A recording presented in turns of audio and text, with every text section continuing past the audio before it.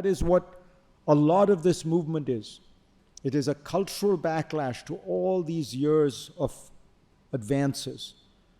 And it's a cultural backlash because when you expand and when you open up the economy and when you open up society in the way that I was describing, people also have kind of identity revolutions. Think about the role of women over the last 30 or 40 years, and think about how seismic that change is. Because all of human society, we've had one group on top and one group at the bottom, and the guys on top have oppressed the guys at the bottom. And unfortunately, that's been true no matter where you look. It varies who's on top and who's at the bottom, except in one thing. In all of those societies, women were always second-class citizens.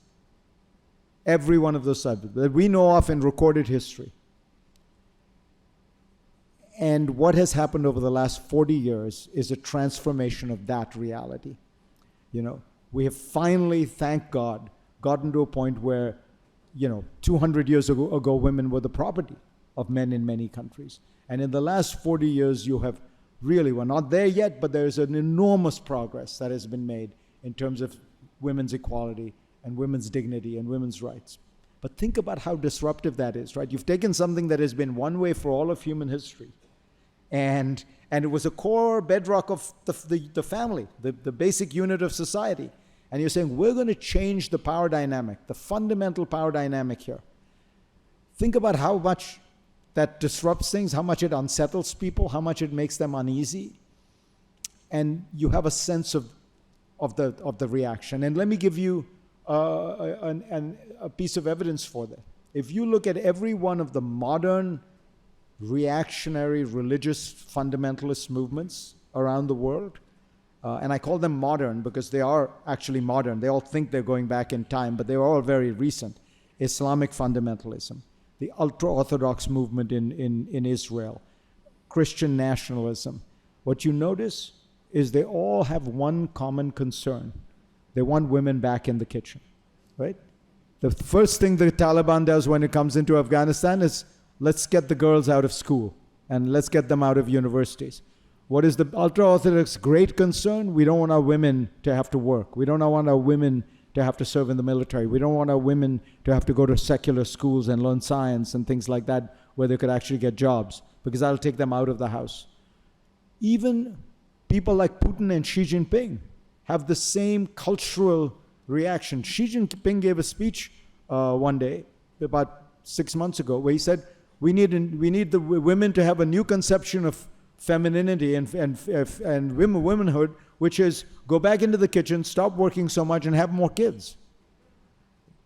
It's all part of this idea that, the world has moved too far too fast. Stop the train, I want to get off.